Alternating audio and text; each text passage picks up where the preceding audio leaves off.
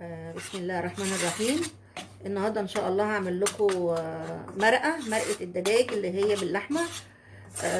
انا خدت الشوربه بتاعت اللحمه والدهون بتاعتها والجزرايه وبصلايه وورق لولا وحبهان ومستكه والحاجات دي كلها. تمام.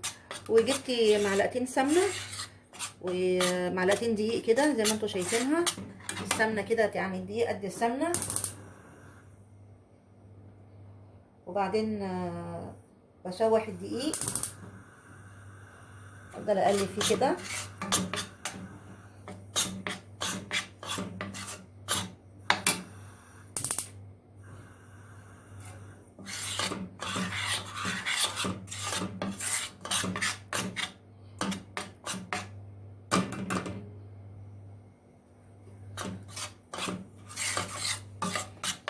لحد ما بس ريحه الدقيق تروح.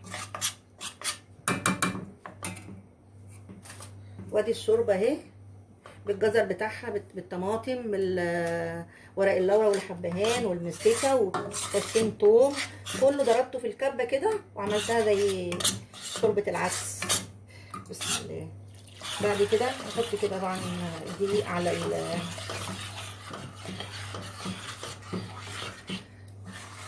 كده كله على بعضه.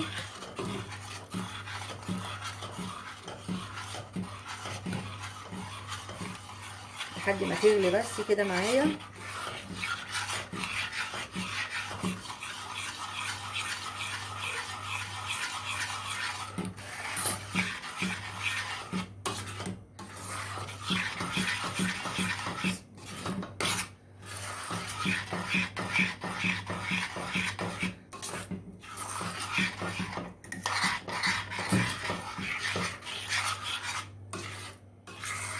طبعا اللون اللي انتوا شايفينه ده طبعا دي ايه، الوان طبيعيه، جزر بقى وطماطم.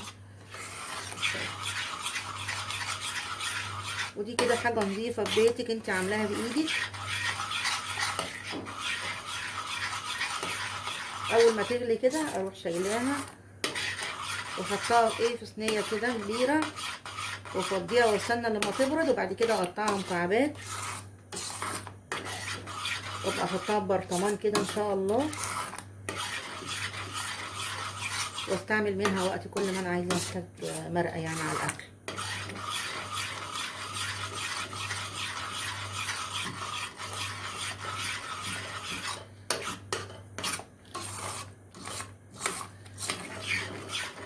صدقيني لو عملتيها في بيتك احسن ما تشتري مرقه من بره، حاجه كويسه ونضيفه وانت عاملاها بايدك.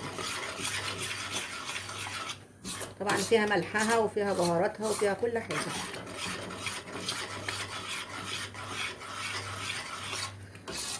هستنى طبعا لما تبرد واقطعها مكعبات وابقى اوريها لكم. هو كده خلاص هي غلت. هنحطها بقى في الصينيه. بسم الله الرحمن الرحيم.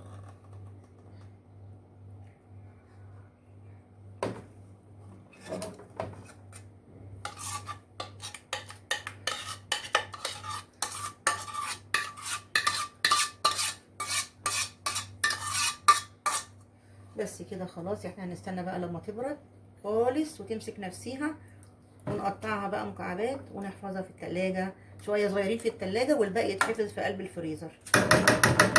طبعا دي حاجة طبيعية، ما عليهاش لا مواد حافظة ولا عليها اي حاجة. والف هنا. يعني طبعا دلوقتي احنا سيبناها لما تبرد خالص وقطعناها.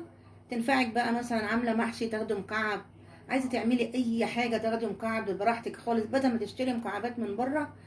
طبعا الحاجات اللي بره دي عليها مواد حافظه والله اعلم معموله من ايه، انما دي شوربه عاديه. البصل بتاعها والجزر والقوطه واحنا بقى زودنا عليها الدقيق بالسمنه كده وقلبناها وضربنا الشوربه بقى طبعا بالحاجات بتاعتها كلها، ورحنا عملناها زي ما وريتكم كده بالظبط.